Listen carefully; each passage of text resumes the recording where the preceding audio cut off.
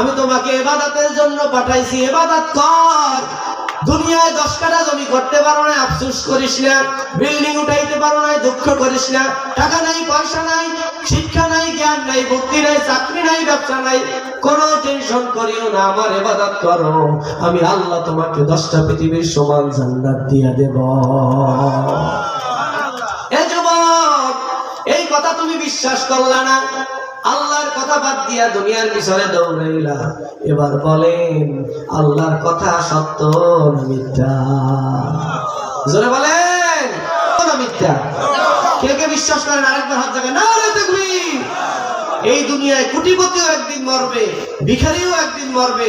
পরকালের জান্নাতি, পরকালের নাজাত প্রাপ্ত, পরকালের প্রকৃত ধনী যে আল্লাহর জান্নাতের মেহমান হবে, ওই জান্নাতের মেহমান হইতে চাই কি চাই না? কারা কারা চাই? হাত জাগান, নারে তাকবীর।